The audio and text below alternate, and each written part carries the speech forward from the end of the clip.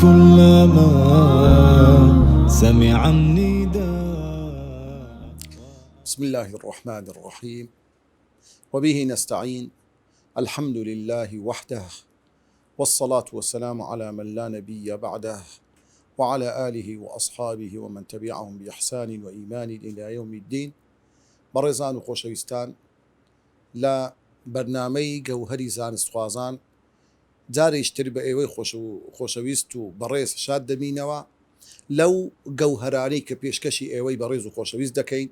لە بۆ زانستخوازان و ئەو کەسانەی کە ڕێگای عیلم و زانست و زانیاریان گرتە بەر، یان ئەوانەی لە ناو پرۆسەی زانست و زانیاری دەیانەوێ خۆیان فێرکەن، خەڵکی فێرکەن، بانخوازی بکەن، ئەوەی کە پێیتیان لە بەهرەی زانست و زانستخوازی بیگەینن بە خەڵکانی تر. دەگەینە لە چەند خاڵی ڕابردوو باسی چەند خاڵێکمان کرد، چەند گەوهەرێکمان پێشکەشی ئێوەی خۆشەویست و بەڕێز کرد. ئێستا دەگەینە خاڵی 23هەمین لە بۆ زانستخواز، لە بۆ ئەو کەسێک کە فێرخوازە. ئەو خاڵە زۆر گرنگە، ئەویش بریتە لەوەی کەوا خاڵی 23هەمین احذر قرين السوء، واتە ئەی قوتابی بەڕێز، ئەی زانستخوازی بەڕێز، زۆر ئاگاداری برادری ڕەفیقی خراپ بە. خۆشەویستان و بەڕێزان، برادری خراپ ئەگەر لە بۆ کەسی ئاسایی بەڕاستی مای تێکدەری فکر و بیر و خەیاڵی ئینسان بی، لە بۆ ئەهلی زانست و زانستخوازان زۆر خەتەرترە، چونکە ڕەنگە ئەو برادرە خراپەیە وردە دەرد بینی لەو ڕێگایی کەوا ئەتوو گرتە بەر کە ڕێگای زانست و زانستخوازیە. لۆیە زانایان قسەی زۆر جوانیان هەیە، دەڵێن العرق دەساس وكذلك أدب السوء دەساس. دەڵێن عێرق واتە ئەو دەمارەی کە لە ناو لەشی ئینساندایە، وەکو چۆن یعنی هەندێک خوو ڕەوشت و شت لە کەسێک لۆ کەسێک دەگوازرێتەوە. تەمەشا دەکەی هەندێک خوو ڕەوشت هەیە لە دایک و باوکۆ لە بوو منداڵ دەگوازرێتەوە. جاری وا هەیە هەندێک شت هەیە، هەندێک خوو ڕەوشت هەیە لە باپیرە گەورەیەک دەگوازرێتەوە لە بۆ نەوەی چەندین نەوەی پاشخۆی. بۆیە زانایان دەفرمو زۆر ئاگادار بن، ئەو خوانە دەگوازرێتەوە. وەکەذلك ئەدەب السوء، خوو ڕەوشت و هەرس و کەوتی خراپی لە کەسێکەوە لۆ کەسێکتر بەڕاستی دەگوازرێتەوە. لۆیە کوردەواری خۆشمان دەرێ ئەگەر کەسێک لەگەر کەسێکی هەستا و دانیشت بۆ ڕەفیقی کەسێک، ئەگەر ڕەنجیشی هەر نەگری سیفەتەکەی هەردەگریتن. لۆیە بەڕاستی زانستخواز ئەو کەسانی کە بەڕاستی ڕێگای زانست و زانیاریان گرتەبەر زۆر گرنگە هشیاری خۆیان بن، چێ دەکەن بە ڕەفیقی خۆیان. لۆیە بزانە پێغەمبەری خۆشەویستمان صلی الله عليه وسلم ئاگادارمان دەکاتەوە، دەفەرمی المرء على دين خليله فلينظر أحدكم من يخالل. پێغەمبەری خوا دەفەرمێ صلی الله عليه وسلم هەموو ئینسانێک لەسەر خوو ڕەوشت و هەرس و کەوت و ئەو بەرنامە و ڕێسا و ڕێگایەیە کە برادەرەکەی لەسەری دەڕوا، ڕۆژێک دوو سێ ڕەنگە بچێ سەر ڕێباز و ڕێچکە و ئەو خوو ڕەوشت و ئاکارانەوەی تەسیرت لێ بکە. بۆیە پێغەمبەری خوا صلی الله عليه وسلم دەفەرمێ فلينظر أحدكم، هەر یەکێک لە ئێوە با سەیر بکە و ورد بیتەوە تەمەشا بکە من يخالل، ڕەفیقاتی چێ دەکەی، لەگەر چێ تێکەر دەبی. پێغەمبەری خوا لە فەرمودەیەشتر صلی الله عليه وسلم دەفەرمێ پێغەمبەری خوا لا تصاحب إلا مؤمنا ولا يأكل طعامك إلا تقي، لا تصاحب إلا مؤمنا، نەکەی ڕەفیقاتی و دۆستایەتی کەسێک بکەی إلا کەسێکی ئیماندار نەبی. ولا يأكل طعامك إلا تقي، با کەسێکی نێتە ماڵەکەت لەسە سفرت دابنیشی نانت بخوا مەگەر کەسێکی لە خوا ترسی ئەهلی تەقوا نەبی. لۆیە زانایان و بەڕێزان زانایان دەفەرمون الطبيعة نقالة والطباع سراقة. دەڵێن الطبيعة نقالة، طبيعة خوو ڕەوشت لە کەسێک و لۆ کەسێکە دەگوازرێتەوە. لۆیە دەڵێن والطباع خوو ڕەوشت و هەرس و کەوت و طبیعەتی ئینسان سەڕاقە، معنەتی سەڕاقە واتە وەکو چۆن دەست بەنهێنی شتێکی دەبا تەماشارەکەی دوو کەسیش ڕەفیقی یەکترن وردە وردە خوڕەوشت و تەبیعەتەکەی ئەو کەسە دەگوازێتەوە لۆ کەسێکی تر یعنی وردە وردە ئەو خوڕەوشت و هەرسو کەوتەی لەو کەسەی ڕنگ دەداتەوە بۆیە بەڕێزان زانایان قسەی زۆر جوانیان هەیە دەڵێن الصاحب ساحب ڕەفیق برادر دۆست ساحب ڕاکێشەرە واتە ڕات دەچێشی یان بەرەو ڕێگای خێرت دەبا یان بەرەو ڕێگای شەڕ و خراپەت دەبا لۆیە کەواتە بەڕێزان و خۆشەویستان و زانست خوازان زۆر ئاگادار بە بزانە چێ هەڵدەبژێری دەیکەی بە دۆستی خۆت بە ڕەفیقی خۆت بە کەسێکی گیانی بە گیانی کە دۆست و ڕەفیقی ڕاستەقینە بن لەگەر یەکتر وەکو خوای گەورە ئامۆژگاریمان دەکات دەفەرموویە یا ئەیوهە الذین ئامنوا اتقوا الله وكونوا مع الصادقين ئەی ئەو کەسانی ئیمانتان هەیە بەخوا بە پێغەمبەر بە کتێبەکانی ئاسمانی بە هەموو ئەو بابەتانی کە پێویستە ئینسان بڕوایەکی یەقین و تۆکمەی هەبی اتقوا الله تەقوای خوای گەورە بکەن سنوورەکانی خوا بپارێزن وكونوا مع الصادقين یەکێک لەو شتانی کە پارێزگاری کردی سنووری خوایە وكونوا مع الصادقين لەگە کەسانی ڕازگۆ بە کەسی ڕازگۆت خۆش بێ کەسی ڕازگۆ بکە دۆستی خۆت برادری خۆت ڕەفیقی خۆت بیکە برای تنگانە لە ڕۆژی تنگانە بەهانات بێ بۆیە زۆر ئاگادار بە گەنجی بەڕێز چەند خاڵەکەت پێ دەرێ ئەو خاڵانە وەکو حەڵقەیەک لە گوێچکەی خۆت بکە ئەو هەر ڕەفیقەکەت هەر بژار بە ئەو چەند خاڵەی تێدابیتن یەکەمیشت هەر کەسێک کە دەکەی ڕەفیقی خۆت بە یعینوکە عەلا مەطلەبیک ئەو کەسەی دەبتە ڕەفیقی تو دۆستی تو برادری تو یا خوشتی خۆ ئەو کەسەی دەکەی دەستە خوشتی خۆت لە مەعادەکەت لە پەیمانگایەکەت یان لەو کۆلێژەکە یان لە خزم و کەسەکانت کەسێک دەکەی بە دەستە خوشتی خۆت زۆر ئاگادار بە دەبی ئەو کەسە ئەگە دڵسۆزی تووە یعینوکە عەلا مەطلەبیک ئەو ڕێگای ئەتوگرتە بەر کە ڕێگای عیلمە ڕێگای زانستە ساردن نەکاتەوە بەڵکو پاڵنەر و هاندەرت بی لۆ ڕێگای بەدەستێنانی زانست و زانیاری بەدەستێنانی پلەی بەرز بەدەستێنانی زانستێکی بەسوود هانت بدا و تەشجیعت بکە برێ بابەیەکەوە بچین قورئانی حفظ بکەین با بەیەکەوە دەوری قورئان بکەینەوە با بەیەکەوە کۆڕ و دادیشتەکمان هەبی لۆ دەورکردنەوەی فەرموودەی پێغەمبەر صلی الله عليه وسلم یان لە بۆ ئەو دەرس و دیڕاستەی کە دەیخینین لە پەیمانگاکە لە مەعادەکە لە شوێنە هەر شوێنێکەوە دەیخینی خاڵی دووەم يقربك إلى ربك خاڵی دوم ئاگاد لێبی ئەو کەسەی دەکەی دۆستی خۆت نزیکت بکاتەوە لە خوا بەیەکەوە بچنە مزگەوت نوێژتان بە جەماعەت بی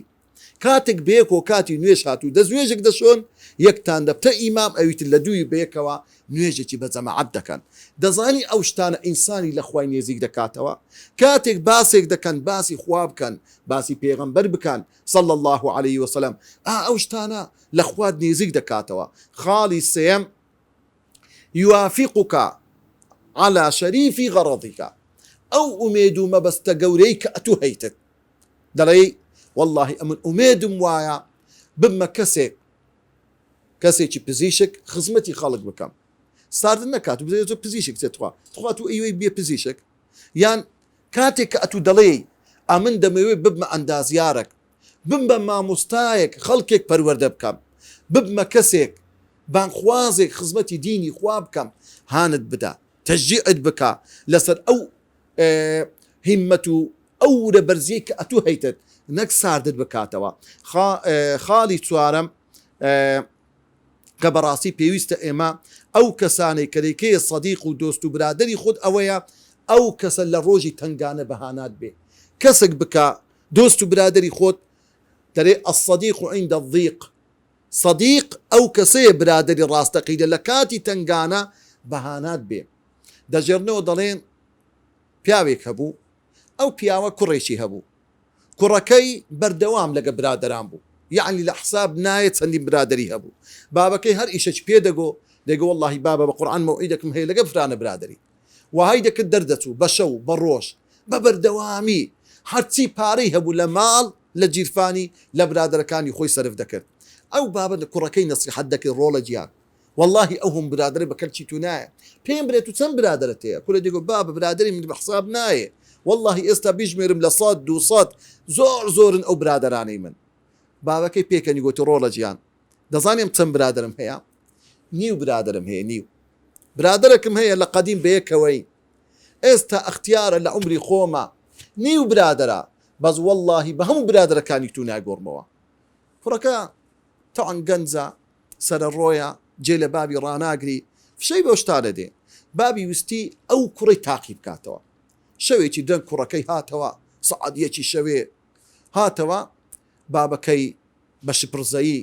چوو گوتی کوڕم زانی شتێکی زۆر گەورەمان لێ قەومایە. چوو بە بابە گوتی واللهی بەو شەوێ تو لە مارەی نەبووی دزەکی بەسەر دیواری دێ ئاودی بوو، منیش دەماچەم لێ ڕاکێشاو لێم دا و کوشتم. کورە بابە کو ئەو شتت کرد؟ واللهی گوتی تازە کشتەکە هات. کوڕم داوا لێرەکەم ئەو برادرانی هەتن یەک دووەکیان بانکە بێن هاوکارمان بزانین چن لەو لاشەی بکەین، ئەمن زەلامەکم کوشتیا. کوڕەکەی گوتی باشە، ڕۆیش چوو لەو گەڕەکەی لەو کۆڵانی لەولا دەردەکەیدا هەندێکیان هەدەرکەیان لێ نەکردەوە، هەندێکیان دەرکەیان لێ کردەوە.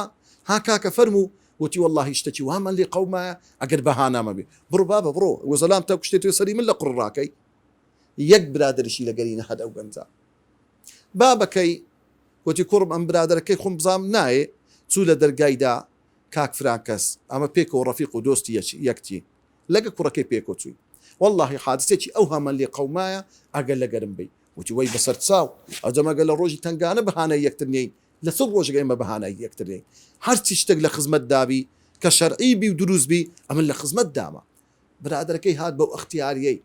بە گۆچانەکەوە هاتە ژۆرێ فەرموو چ بکەی کە گەیشتە حەوشەی ماڵێ. بابەکە ڕووی لە کوڕەکەی کرد گوتی ڕۆڵە گیان ئەوە نیو برادەکەی منە، ئەوەش برادەکانی تو. ئەو هەموو برادرەی هەیتت تەمەشا بکە ئەو نیو برادرەی من ئەها دیتت چ مەوقیف و هەڵوێستە چی هەبوو. واللهی نەزەلامم کوشتیا نە ئەمن ئیزەلام کوشتنێمە، بەڵام ویستت تێت بگەینم برادری ڕاستەقینە چێ ڕۆڵە گیان. ئەو برادرەیە لە کاتی تنگانە بەهانات بێ ڕۆڵە گیان. ئەها ئەو نیو برادرەی من ئەو پیرە ئەختیارە بە چ شێوازێک ئاوری لە مندا و بەهانای من هات. برادەکانیش توش هەندێکیان هەدەرکەیان لێ نەکردیەوە، ئەوانی تریش قەشمەریان پێکردی. لۆیە عەبدوڵای کوڕی ئیمامی عومەر ڕەزا و ڕەحمەتی خوای لەسەر دەفەرمێ برادر سێ جۆری هەیە. ئەخون ينفعك برادرەکەت هەیە سوودی لێ دەبینی بەردەوام نەسیحەتت دەکا ڕێڕاستت پێ نیشان دەدا. وأخون تنفعك تنفعه أنت برادرەکەی ئەتو سوودی پێدەگەیدی، بەڵام برادرەکەیە لا ينفعك ولا تنفعه نە سوودت پێدەگەینی نەدەتانی ئەتوش سوود بەوی بگەینی، نە ئیستفادە لێ دەکا قسە لێوەرناگری ڕەنگە جار و زەرەریشت پێ بگەینی. ئیمامی عەبدوڵای کوڕی ئیمامی عومەر دەفەرمێ یەکەم و دووەم باشە لە گەریبە، ئەوەی یەکەم سوودت پێدەگەینی ئیستفادەی لێکەی لە گەریبە، ئەوەی دوم ئەتو سوود بەوی دەگەینی ئەوەش باشە، بەڵام ئەوی سێم خۆتی لێ دوورکەوە. برادرك سوودت پێ نەگەینی جار و زەرەریشت پێ بگەینی خۆتی لێ بپارێزە. اینجا بەڕێزان و خۆشەویستان هەندێک خاڵ بە کورتی بازەکەم ئەو ئاداب و سونەتانەی کەوا لە پێغەمبەری خوا صلی الله عليه وسلم باس کرایە کە پێویستە ئێمە وەکو لەگە برادەرەکانی خۆمان کە برادایەتێک لە پێناوی خوای بی دەبی ئەو ئاداب و ئەو ئادابانە لەگە برادری خۆمان ڕەچاو بکەین. یەکەمیشت هەر کەسەکەت کردە دۆستی خۆت برادری خۆت لە پێناوی خوای گەورە بیتن. الحب في الله والبغض في الله زۆر مهمە. ئەوە بابەتێکی زۆر گرنگی عەقیدەیە، ئەوە بابەتەکە خێرت پێدەگەین لە ڕۆژی قیامەتێ لە پێناوی خوا ئەتوو ئەو کەست کردە برادری خۆت و لە پێناوی خوا خۆشت دەوێ لە ڕۆژی قیامەتێ لە ژێر سێبەری عەرشی خوای گەورە دەبی. خوای گەورە هەموو لایەکمان لەو کەسانە بجێڕی. خاڵی دووەم هەوڵدە هەمیشە و بەردەوام ئەو کەسەی دەیکێ دۆستی خۆت کەسێکی ئیماندار بی، کەسێکی صالح بی، کەسێکی وابی هاوکوفی خۆت بی، نەک کەسێکی ساقط دوول لە بینەران و بیسەرانی بەڕێز، نەک کەسێکی زۆر خراپ کە پێیت شەرم بیبرێ ئەوە برادری منە و ڕەفیقی منە. خاڵی سێم لە کاتی تنگانە برادری ڕاستەقینە ئەوەیە مادیەن و معنەویەن بەهانەی یەکتر بێن. مادی چییە؟ یعنی کاتێک برادر ئەو برادرەیە کاتێک پێویستی بە هاوکاری تو بوو بە پارە بە ئیش بە هەر شتێک هاوکاری بکەیت نەک خۆتی لێ بدزیەوە. معنەویەن کاتێک شتێکی بەسەر هات بەڵاو موسیبەتێک دڵی بدەیەوە ئەوە برادری ڕاستەقینەیە. ئەها تەمەشا بکە دەجێڕنەوە دەڵێن دوو کەس برادری یەکتر بوون یەکەچیان برادرێک کال لە دەرگای ماڵی برادەکەی خۆیدا وتی وەڵاهی هاتیمە هەندێک پارەم بە قەرز دەوێ در ئەویش چۆ ماڵی یەکە و سەرگۆی چەندت دەوێ بەسەر چاو وتی ئەوەندە پارەم دەوێ چەندی ویست پارەکەی لە بۆ هینا داییێ کە ئینە هیناتەوە ئەمە برای یەچین بەڵام کە چۆ ژۆرێ ئەو کابرایە دەستی بە گریان کرد زۆر گریا خێزانەکەی گوتی لۆ دەگریەی ئەرێ تو ئەو کارت نەکرد پارەکە لە بۆ نەبرد چمایە لە گەری بکەی ناگوتی ژنەکە گوتی ئافرەت نابایە ئەگەر ئەمن برادری ڕاستەقینی ئەمە کە براین لەگەیەکتر نابایە وابیتن ئەو کابرا شەر ئارەقەی شەرمەزاری بڕێژی بێ لە دەرگای من بدا ئەو جەم پارەی بدەم دەبایە بە خۆم هەست بە معاناتی وی بکەم دەبایە بە خۆم هەست بە هەژاری وی بکەم دەبایە بە خۆم پارەکەی لە بەرچی دابرێم نەک ئەو بێ داوای پارەم لێ بکە ئەوەی برادراتی ڕاستەقینە و هەروەها خاڵیشتر بە ڕێزان و خۆشەویستان برادری ڕاستەقینە ئەوەیە هەمیشە و بەردەوام ئامۆژگاری یەکتر بکەن بە تاکە خوای گەورە کە دەفرم والعصر إن الإنسان لفي خسر إلا الذين آمنوا وعملوا الصالحات وتواصوا بالحق بردوام إيمان داري الراستقينا برادري درسوس آموشقاري يكتردكن بحق وتواصوا بالصبر آموشقاري يكتردكن بالصبر آرام قرتن لكاتنا خوشكان صبر قرتن لقد داكو بابي نخوش صبر قرتن لسخويندن صبر قرتن لسريز قرتني مع مستا صبر قرتن آفرتك لقد بياوكي خوي لسبر ودي من دالكاني اوي براستي برادر الراستقينا وهروها يكشتر لو آداباني كبيوسة لبيني برادران هبي هميشه وبردوام ناوا خلاط دياري لبني يكتر بقواز يعني تبادل بكان خلاط دياري بدنا يكتر پیغمبری خوا ده فرمی صلی الله علیه وسلم تهادوا تحابوا هدیه بدن یکتر تن لکن خوشویز دبی اگر هدیک با قلمک بی اگر با کتابک بی اگر بشتچی بسیطش بی دیاری و بسیواکک جارویا هدیه و دیاری بدن یکتر و هر یکشت الله آداب و روشتی برادراتی اویکوا پشتیوانی لیکتر بکی نک پشتی تیف کی نەکە لێک جوابۆ غیبەتی بکەی ئینسان ئاگادار بی خاڵی حەفتەم ئەوەیە دائیمەن ئینسان برادرەکەت بە پێشی خۆت بخەیت یعنی ڕوحی ئیثارت تێدابی وەکو خوای گەورە مەدحی سەحابەکان دەکا ويؤثرون على أنفسهم ولو كان بهم خصاصة دۆست و برادرەکانی خۆیان برایەکانی خۆیان پێش دەخست لە ماڵ لە شتە چاکەکان هەچەندە بە خۆیان زۆر پێویستیان بەو شتەشە بوو بەڵام ئەوانیان پێش دەخست صفەتی ئیثار صفەتی سەحابە ڕاستەقینەکانە بە خۆی پێویستی پێیە بەڵام دەداتە برایەکەی خۆی هەشتەمین خاڵ لە ئاداب و ڕەوشتی برادراتی سەردانکردنی یەکتر بە تایبەت لە کاتی لێقەوبات لە کاتی نەخۆش ئینسان سەردانی یەکتر بکە تەمەشا بکە پێغەمبەری خوا صلی الله عليه وسلم لە صحیحی بوخاری باسی چیرۆکێک دەکا دەفەرمێت لە قەومەکانی پێشی پیاوێک برادرێکی هەبوو لە گوندێشتر خۆی توند و تۆڵ کرد سواری سەر پشتی جێدرێژەکەی خۆی بوو بەڕێکەت لۆ سەردانی ئەو برادری کە لە دەیەکی کەیە خوای گەورە تەمەشا بکە مەلائیکەتێک لەسەر شێوەی مرۆڤێک دەینتە خوارێ دەینتە سەر ڕێگای ئەو مسلمانەی کە سەردانی برادرەکەی خۆی دەکا دەرێ چێوە دەچی دەرێ وەڵڵاهی برادرەکەم هەیە لەو گوندی سەردانی دەکەم دەرێ هیچ مەسلحەتێک بەرژەوەند یەکتەیەکە لە گەری پەرەی پێ بدەی دەرێ ناوەڵڵا تەنها لله سەردانی دەکەم اینجا مەلائیکەتەکە دەرێ خوای گەورە منی ناردووە کە مژجێنیت پێ بدەم خوای گەورە ئەتووی خۆش دەوێ مادەم ئەتوو لە پێناوی خوا ئەو برادری خۆت خۆش دەوێتن خاڵیشتر خۆشەویستان و بەڕێزان لەو گەوهرانەی کە پێشکەشی ئێوەی بکەم ئەویش بریتە لەوەی طالب العلم زانست خواز و فێر خواز پێویستە هەمیشە ورەی بەرز بی لۆ بەدەستهێنانی علم و زانست و زانخوازی كبر الهمة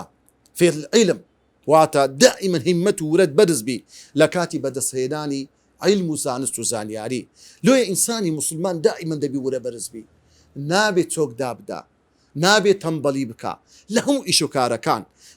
لو هذا بإنساني إيمان دار زور آقادار بي براستي ببردوام علم رقاي علم بقرتبر دبي خوي يعني الرابي هيني لسر أو رقاي كالرقاي علم و زانست و زانیاریە بزانت دوو شل لە ناو لاشەی ئینسان داهەیە زۆر جاران ئینسان خۆی دەمرێنی خۆی بێتاقەت دەکا یعنی سوبحان لە کتاب ناخیتەوە زەوقی خوێندنی نامینێ تەواو سار دەبتەوە بزانە ئەو لە شەیتانەوەیە لایەنیش کەی موجب هەیە لە ئینسان دائما بە هیممەتە بە گوڕوتینە خەریکی کتابەکەیتی خەریکی نووسینە خەریکی خینە بە گوڕوتین دەستە مەکتەبێ دەخینەکەی خۆی بە باشی دەکا ئەو جۆرە کەسە بەڕاستی کەسێکی سەرکەوتووە ناجیحە دائما لایەنی موجبی زاڵترە بەسەر لایەنی سالیبەکەی وهروەها بەڕێزان و خۆشەویستان دائما ئەو کەسانی گەیشتە دەرەجەی بەرزی گەیشتنە پلەی بەرز گەیشتینە بووینە ئیمام و پێشەوا لە هەر بوارێک لە بوارەکانی ژیان ئەو کەسانن کەوا بەڕاستی ورە بەرزەکانن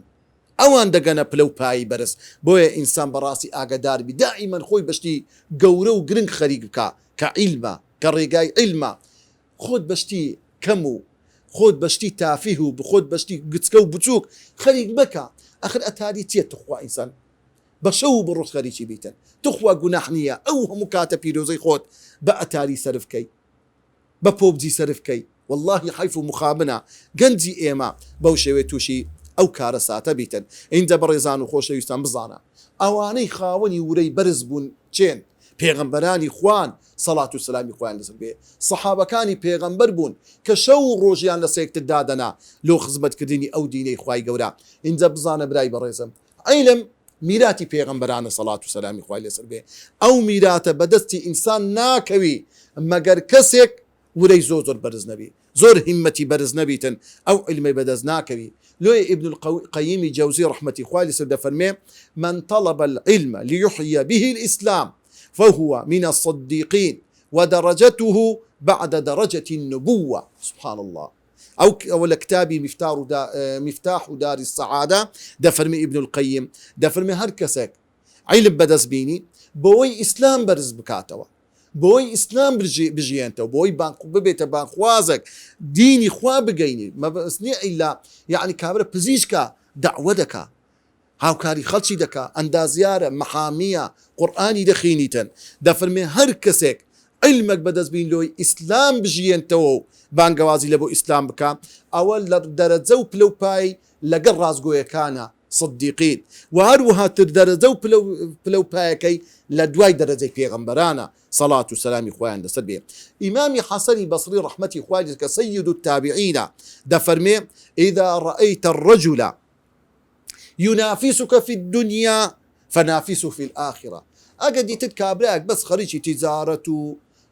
منافسيتي بيش برشيس كوزو دولة من بي ساري زو موديلي بيش بيخي خانيكي بكات دوقات وسيقات وتنقات أتو منافسي دنياي لقما كده فرمي فنافسه في الآخرة منافسي لآخرة بخينا بكالغري لوي كوا قرآني زياتر بخيني زياتر علم زانوس زانياري بدز بيني وهرو هذا فرمي ومن نافسك في دينك فنافسه بلام أجر كسك منافسه وبيش برشي لقا كردي لدين داري أتوش منافسي لقا بكا بيشي بكوا لوي كوا زیاتر و زۆرتر علم و زانست و زانیاری بەدەست بینی بزانە تەمەشەی ورەی سەحابەکان بکە چەند ورە بەرز بوونە چەند هیممەتیان بەرز بووە چەند گوڕوتینیان تێدا بووە لەو بەدەستینانی زانست و زانیاری ثابت زەیدی کوڕی ثابت سەحابەتی پێغەمبەر بوو صلی الله عليه وسلم دەفەرمێ ئەمەڕنی رسول الله صلى الله عليه وسلم أن أتعلم كلمات من كتاب اليهود دەفەرمێ پێغەمبەر منی ڕاست بارد چەند شتێک فێر بم لا كتابكاني جولكا عن التوراة طبعا التوراة عبراني بوا قال والله بيغمبر فرمي والله ما آمنوا اليهود على كتابي وتي أي زيد أمن دلنيانيم متمانم نية بجولكا كان لكتابكي خوان فيرم ليبكان يعني لان دلنيان بنيم لو عزك ما تشار زابي لزباني وان قال زيد دلي فما مر بي نصف الشهر حتى تعلمته أو إمام الترمذي الرواياتي كديا دلبا بازر روجي خون فيري زماني عبراني كر سبحان الله خون فيري زماني عبري كر وهروها برزان وخوش يستان تمشابكا دلي عمري كوري علاء بيان قلت هل للشيخ أن يتعلم كسك بير واختيار بقيسنا أو درجة زوري علم بيوزدك زياتر هشتان بخيني وخوي فيري علم بكا قال زينتي فرمو إن كان يحسن به أن يعيش فإنه يحسن به أن يتعلم أقرأ قصدك زياتر بجي کەواتە لەسەریشی پێویستێ زیاتر با خۆی فێری عیلم بکە. یعنی عیلم کو ئینسان پێویستی بە خواردنە ئەو هەش پێویستی بە عیلم و زانست و زانیاریە. لۆیە بەڕێزان و خۆشەویستان بەڕاستی ئینسان دەبی ئاگادار بی ورە بەرزی وا دەکا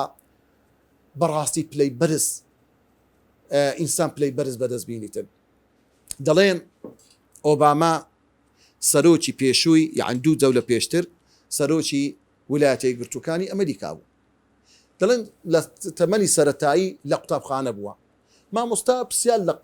قوتابیەکانی دەکات لە مەرحەلەی یعنی لە قۆناغی سەرەتایی ئەتۆ حەز دەکەی ببێتی؟ یەک دەڵێت حەز دەکەم بمە مامۆستا. لە یەکەچکە دەپرسی مامۆستاکە ئەتۆ حەز دەکەی ببێتی؟ دەڵێ من حەز دەکەم بمە پزیشک. ئەتۆ حەز دەکەی ببێتی؟ دەڵێ حەز دەکەم بمە پارێزەر. پرسیار لە هەمووان دەکات. یەکێک دەرێ حەز دەکەم بمە فڕۆکەوان، یەک دەرێ حەز دەکەم بمە دکتۆری ئاژەڵان، هەر یەکە حەز و ئارەزوی خۆی دەڵێ. سڕە دەگاتە ئەو بابایە. دەڵێ ئەتۆ حەز دەکەی ببێتی؟ دەڵێ ئەمن حەز دەکەم ببمە سەرۆکی ویلایەتە یەکگرتووەکانی ئەمریکا. تەڵەبەکان هەموو پێ دەکەن. پێیان وایە شتێکی گەلێک دوورە. بزانە ئەو ئۆبامایە ئەوە خەیاڵی بوو، ئەوە لە ناومێشتی بوو، ئەوە ئومێد و ئاواتی بوو، ئیشی لە بۆ کرد. بزانە لەو ساڵانی ڕابردوو پێش 6 ساڵ لەوە پێشتر بالفعل بۆ سەرۆکی ویلایەتە یەکگرتووەکانی ئەمریکا 8 ساڵان سەرۆکی ئەو وڵاتە بوو. بزانە ئینسان بەڕاستی چی لە ناو مێشک بچینی ئەو شتە دەدورتەوە. یا ڕەبی خۆیان لێت دەپاڕینەوە، هیممەتمان بەرز بکەی. یا ڕەبی خودایە پلەی بەرزی بەهەشتمان بە قسمت بکەی. یا ڕەبی خودایە گوڕ و تینمان زیاتر و زۆرتر و باشتر بی لۆ بەدەستهێنانی عیلم. وصلى الله على سيدنا محمد وعلى آله وصحبه أجمعين.